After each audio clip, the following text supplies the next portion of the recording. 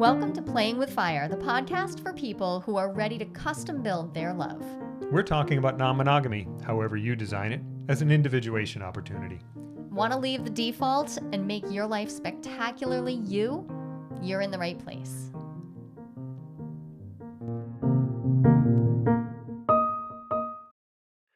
Hey, Jolie, so you have a listener question for us today. What you got? I have a question asking, so we started off swinging. We've really enjoyed it. And now we want to, well, one of us wants to go the route of polyamory. What should we do?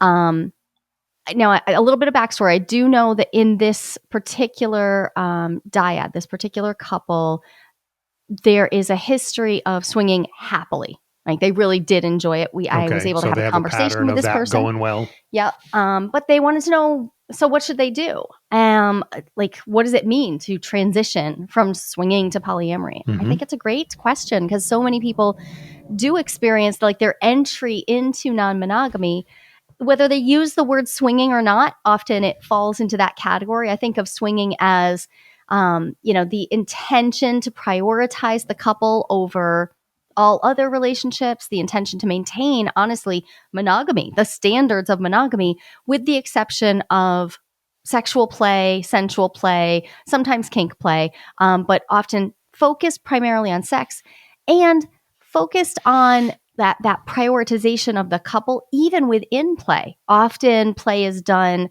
like together. We date together or we go to events together. We only date together or we only play together. Like we only play if we're in the same room, the same space.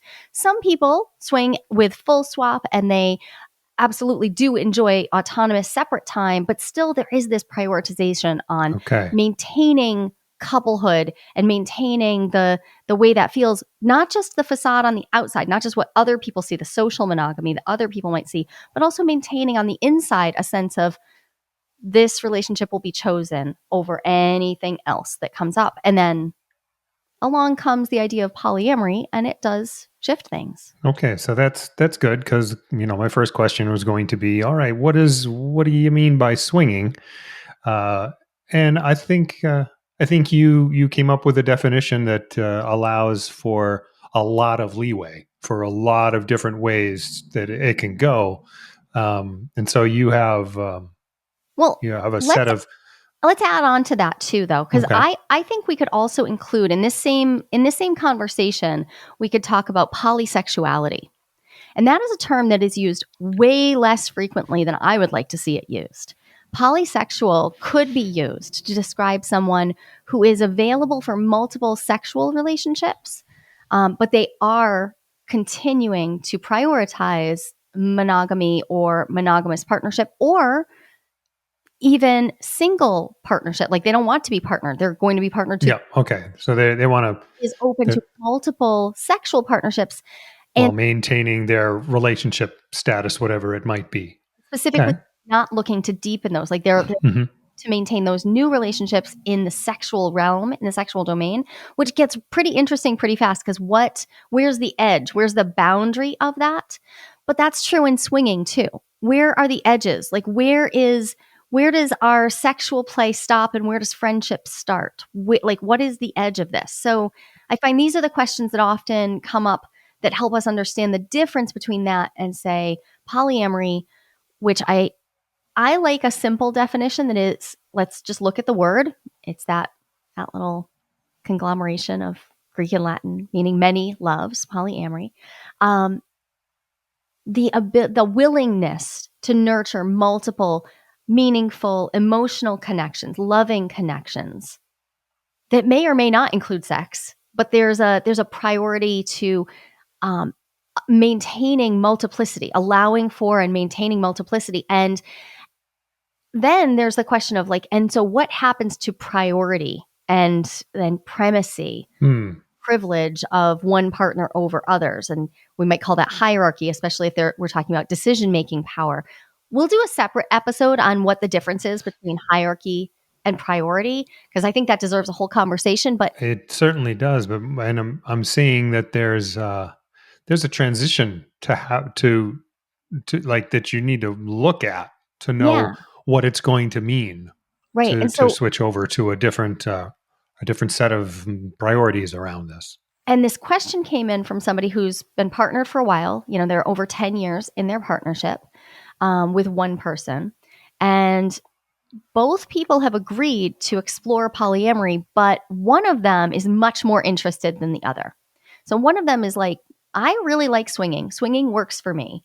And I'm willing to consider, like, they've now had enough experiences that they made it clear they're willing to explore this, but they just don't see any real future for themselves. They don't really want to maintain multiple emotional relationships. They're just not looking for that.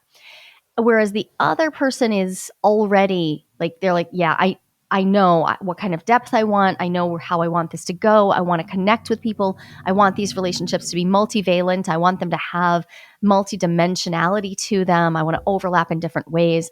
So there are lots of questions going on here. Like, what does it mean to shift from identifying as a swinger or identifying as polysexual into identifying as polyamory? And then another layer of questions like, what happens as this original couple, as their experience diverges? What happens now if one of them is really still like, yeah, I'm a swinger, but my partner is polyamorous? How do we handle that? Because and this isn't just about one person wanting more. I often hear it posed that way, Well, like yeah, as if because there's an it isn't obvious. necessarily more for both of them.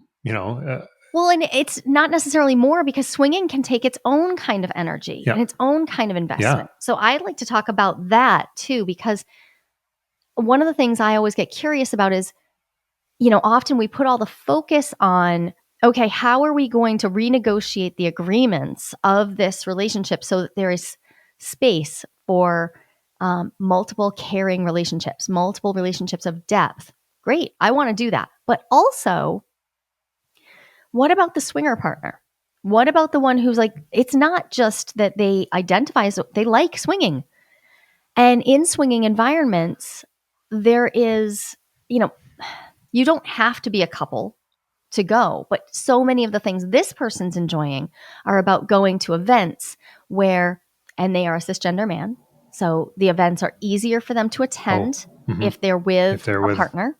The events also, it offers them, they like the way they feel because they go in feeling like a partnered person who wants to come have this. They don't have this feeling of being on the prowl or be like, they don't like the feeling of like who they're perceived as a single man in those environments. So now they want their partner also to commit they to want still to swinging with them. continue swinging with their partner.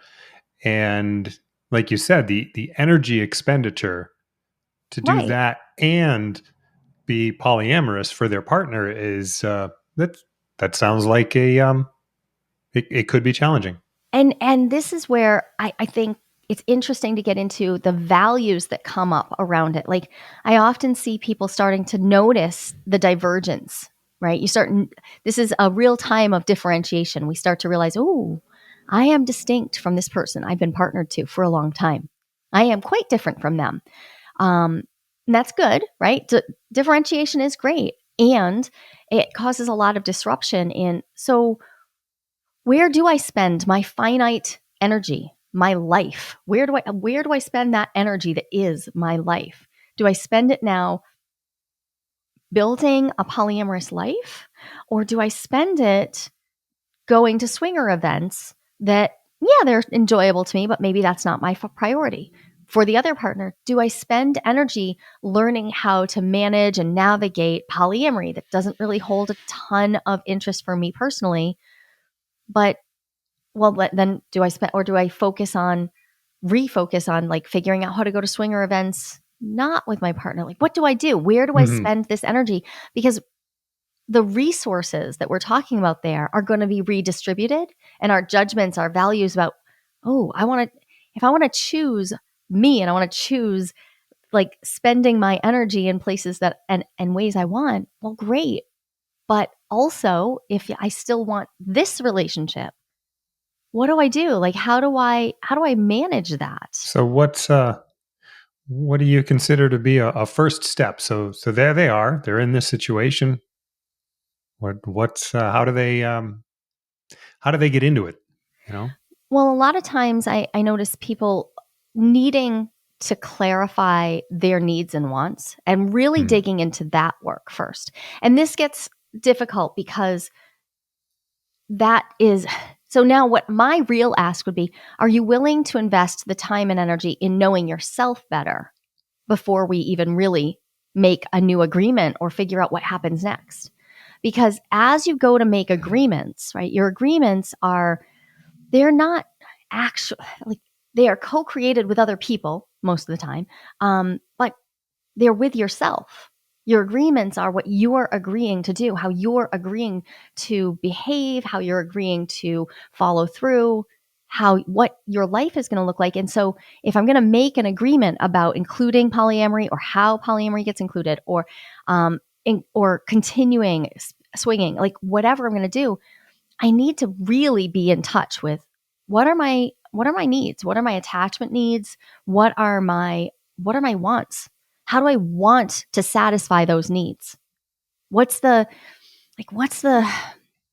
what are the variety of ways that I want to satisfy these needs? Yeah, from here I'm having trouble imagining how I would engage for myself in in a in crafting an agreement about how we would navigate the situation without knowing what I wanted out of it. And what I hear is that the this new wrinkle kind of requires a new look. Like, Well, what yeah, are there's we a going to fresh do look, here? but If- also it requires a level of patience because Mm, learning about yourself, I find it takes even longer than learning about your partner. yeah, Right. So, and it can feel to many people this step, when I ask them to do this step, it feels like slowing down. They're like, well, I don't want to slow down. I'm on oh, this path. I'm doing like, I have this, I know what I want. I want that.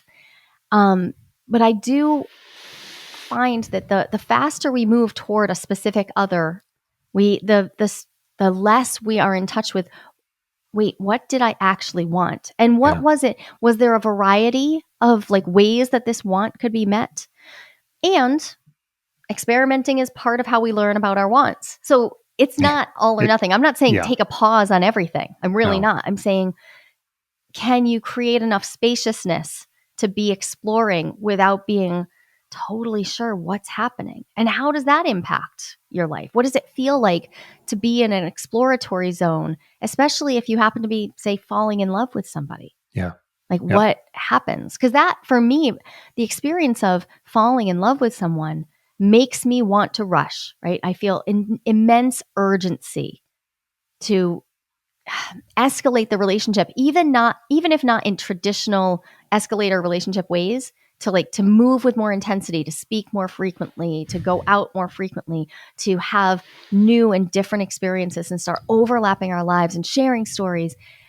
And in all of that, a lot of projection happens. And oh as I yeah, project, hmm I'm getting to know myself, but I'm getting to know it through the lens of, oh, I'm projecting onto this new person. And so there can be a need to temper that with, okay, how can I learn about myself while being patient and not projecting as my sole means of knowing myself, but also introspecting, reflecting, and allowing myself to date myself as well. Meanwhile, we have, yet another issue, which is the as we make a shift from swinging to polyamory, there isn't, I just offered a couple of definitions and they were pretty, I'm offering descriptions really. hmm But what matters is, how do you define these words? What does that sure, actually mean? So yeah, I asked this person back, I emailed them back and said, can you tell me a little bit more about this situation? So I had a little bit more background. And I talk to people about how they use these words, every single day. Um, how you frame this, how this feels to you, may feel like it's the way. Like you may feel like you know what it means for your partner to be a swinger or for your partner to be polyamorous. But we really have to have conversations that like freshen our like what does that mean? What yeah, would it look like in action? How do and you want this to go? And that brings us to a point of a really tender spot of often insecurity, like, ooh, if I say what I really want, Yeah. that might break everything. It might break everything. That's always that's so often the fear. But the we use these terms as shortcuts for the complexity that is human relationships, and we've categorized. And I would want to know, like, okay, so I've figured out my wants. I figured out my wants and my needs, and I categorized them under this swinger polyamory. Like, okay, I think I figured out what I want. Now I have to find out how that all works for you today. Not last week, not the thing that like, not the last time we talked about it a month or a year ago, but right now, when you're in the midst of whatever relationships you're in that are starting to shift your mental landscape and emotional landscape because you're a growing human being. Yeah. And finding out, what do you mean when you say polyamory, and what do I mean? And that can help find. And in the process of that questioning, I find the what do you want coming up more and more. Like, well, Right. okay, great. So what of that is of value to you? What are you looking for? What do you want? And frequently we only know what we want in the context of a Mhm. particular relationship. Right. Like, so and that begs the question, do you know what you want, or are you going for what you can get here? Because it's hard to want things we don't know we can get. Like, it is hard. I have a whole bunch of wants that I hold because I make myself do needs and wants exercises all the time. And I let myself sit in that want. And several of my really big wants they are things I have not been able to get met for the better part of my adult life, like the vast majority of my adult life. I can touch into them, but just have not been able to meet those wants. That is hard.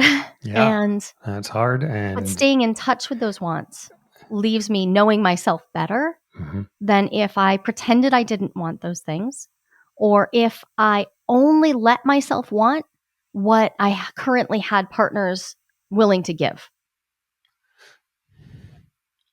If you're inside a monogamous paradigm, that is actually what we're trained to do. Like, keep your wants inside the fence of what this relationship already has to give, which is also a bummer because you're growing and changing. So ideally, like, your partner is going to change too, and what is available to you would change. But often we don't. We stick to the imagination of what was available once upon a time, and it's challenging to update that stuff. We have to have interesting questions like, hey, what's sex for you, and what do you want, and what feels like pleasure for you, and how does your body respond to this kind of touch, and you know what, how do you like to be talked to, and what makes you feel seen, how do you feel valued? And we need to have these conversations over and over again, which is also a little disconcerting because for some of that feels like, hey, do they know me?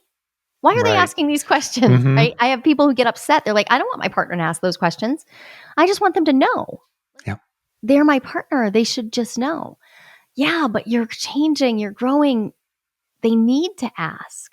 And sometimes our partners see changes in us we don't notice ourselves. right. And they can ask questions that you might not have revisited since whatever this change was. It's like, what? And then all of a sudden you answer something different than you even thought. It's that human relationship is such a wonderful ground for individuation, for finding out about ourselves. Yeah. Yeah. So in the transition from swinger to polyamory, there are some things that need to be addressed, right? So if we're talking about this in a practical level, we should also talk about, okay, what does this mean? Does this mean that you're shifting energy expenditure? Does this mean that we go from, okay, non-monogamy is something that is confined to specific times when we go away to events and then we come home and it's kind of like it doesn't exist? Does it shift from that to being an everyday, like, hey, my partner's like texting with someone multiple times a day and then going out to see someone else 4 or 5 times a week? Like, is it that kind of shift? Is there something else that's shifting? Is this actually a huge shift around, oh, we never did the I love you thing, because in the swinger community that was frowned upon. So we've never even considered. In fact, we always just thought, well, my partner would never fall in love with anyone else, and I would never fall in love with anyone else. And that brings us to sometimes polyamory springs upon us. Yeah. Sometimes feelings don't do what you think they're going to do. Okay, a lot of times feelings don't do what you think they're going to do. And all the rules in the world will not stop feelings from happening. So what happens if all of a sudden now polyamory is coming in because, oh, the feelings have already happened. Boom, there, it's there. And so now what? And I once had a partner who asked me to do the impossible. So what I would drastically, like what I want to warn everyone about is don't do this thing, because this is actually what broke us. He asked me not to observe a particular relationship agreement around sex or touch or time spent. He asked me not to have my feelings. He literally said to me, I want you not to love him. And being the person I am, I knew that the only thing I could do was lie. The only thing I could do was lie. I could not have those feelings. I was very aware that the feelings weren't going to be there. And I have an allergic reaction. I actually get hives at times if I try to lie. So I knew that my only option was going to be to lie, and I was going to get hives. And I don't do that. It's just not, I can lie in certain circumstances. I can't lie about my feelings. I can't do it. So it's a dangerous thing to do. Well, and we're all different. I think some people can lie about their feelings, but he asked me not to have this feeling, and I was put in a position of either lying to him to maintain our relationship or what? So I said, well, I could stop telling you. I tried to find middle ground. I like, well, I already do love him, so I could stop talking about it, but that wasn't it.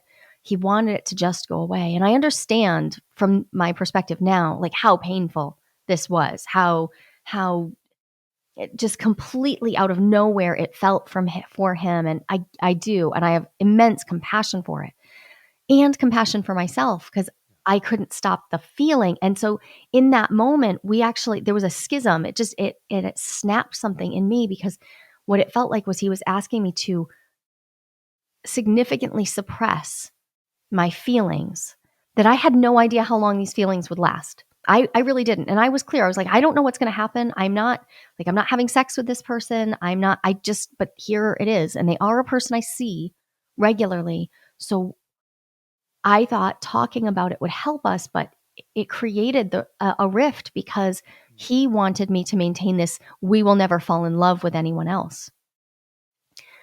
Asking someone to promise you that is setting yourselves up for some trouble. We don't know what will happen. You can do some things to protect yourself, right? I could have limited my time spent with all other humans. I could have created a life where I was pretty disconnected, and maybe I would never have fallen in love with anyone, but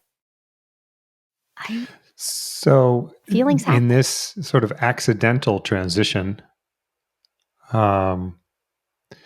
you had your experience. Okay, so there was no planning to this. There was no prior discussion. There was no interrogation of each other and yourselves about what would happen, because it already happened. Right.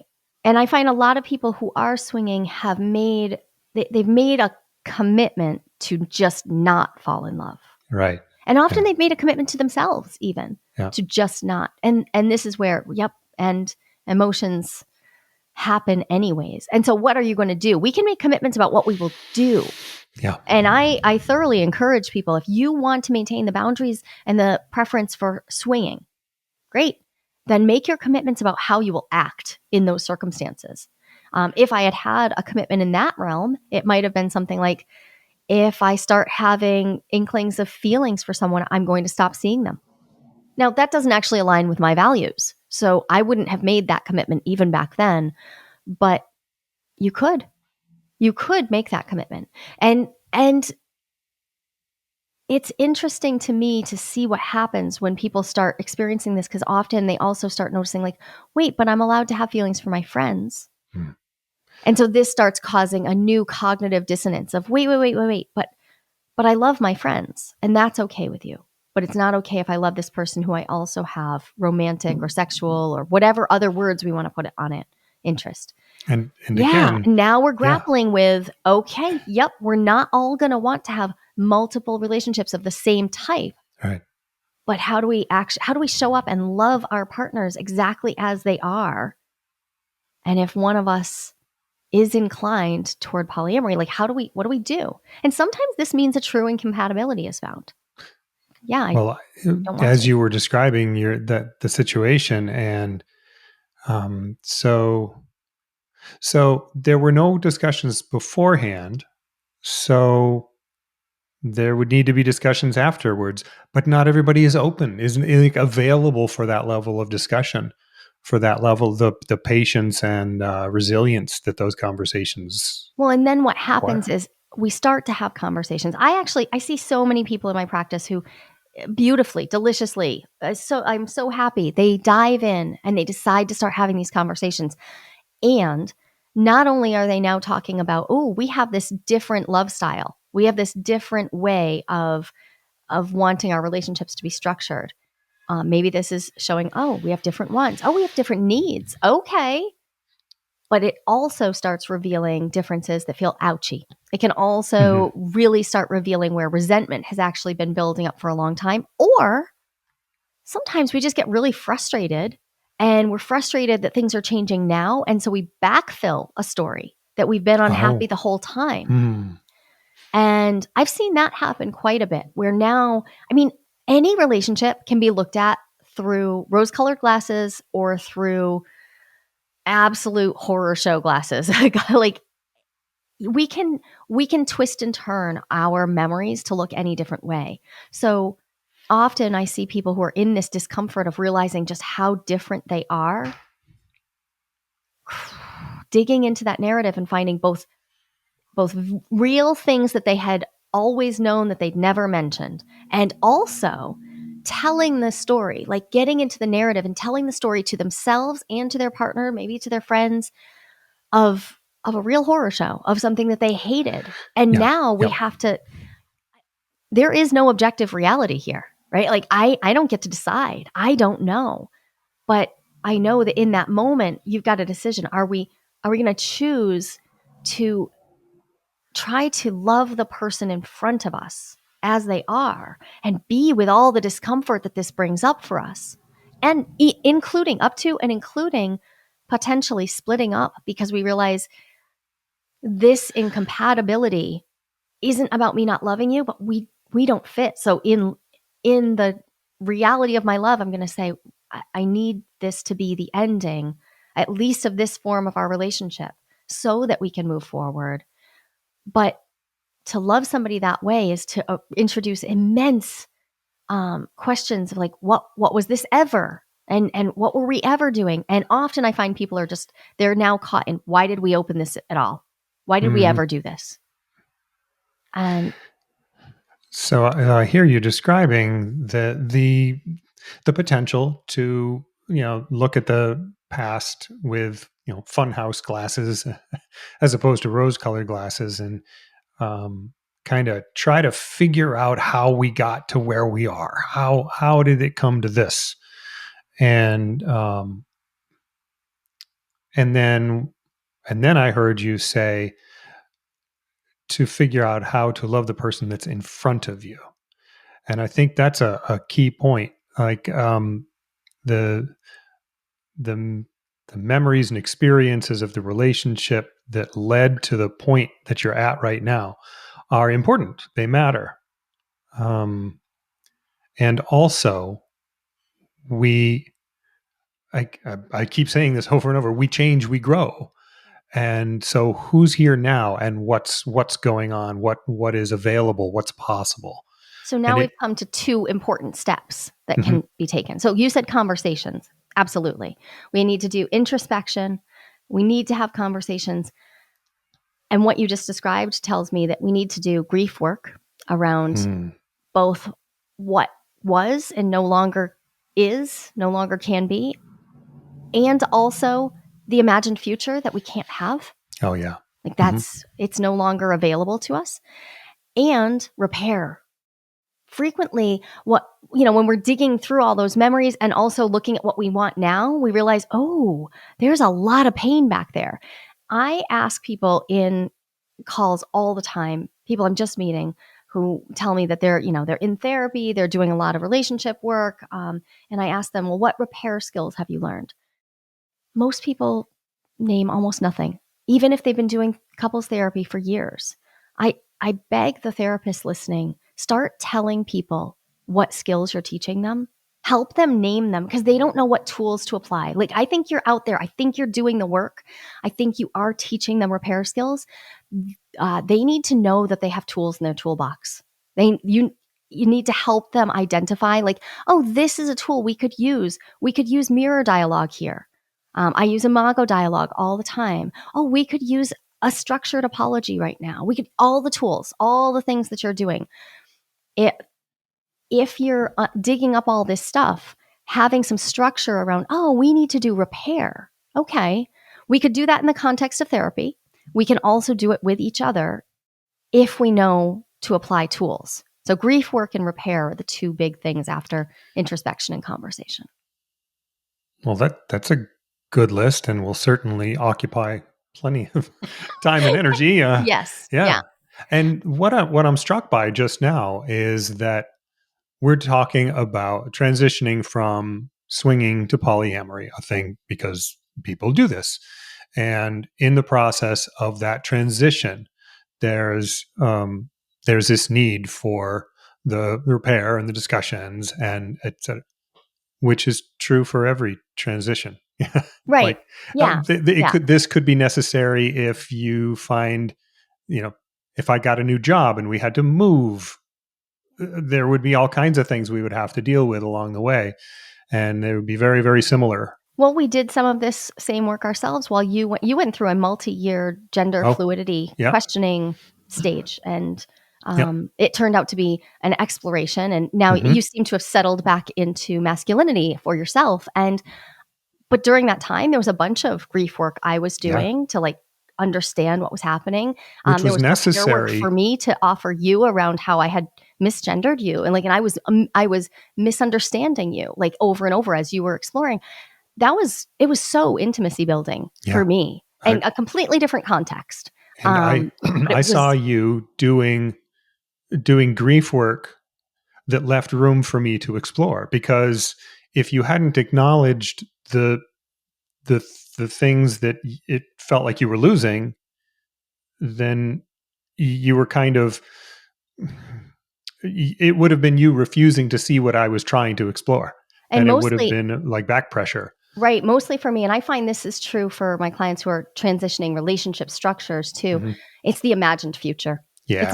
It's not so, yes, there's stuff to grieve that you are losing or that you think you're losing, but the imagined future, like, and a future that we don't have to think too much about, a future that doesn't require all this work, an imagined future where somehow you stopped having problems, which is also, I think they call that death. I think that's the other word we use for that. I love this question, and I hope that the people who are listening who are thinking, well, we'll just create agreements that are so secure. We'll create rules that keep us totally safe from this. What I would love to bring home is build resiliency instead. Build resiliency skills, deepen your education about what is possible, because the resilience is going to be a way better tool in your toolbox, a way better skill set to have than hoping that you'll strike upon the magic set of rules that somehow protect you. Yeah. Thanks, Ken. This was very helpful. Hopefully it helps that listener out. I hope so. Thank you. We talk to you all the time. It is absolutely imperative to me that we get to hear from you as well. Yes, please. So we'd love to invite you to join us. Join Ken and I. We're holding monthly Ask Me Anythings.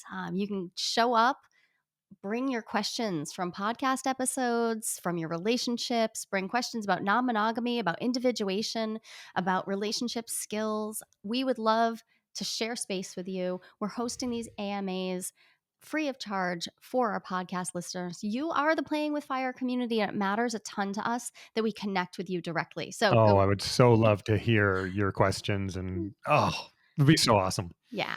Go to joliehamilton.com/AMA and you'll find a way to sign up real quick and get an invitation to join us in a small group where we're going to get together and talk about all things non-monogamy, individuation, and relationships.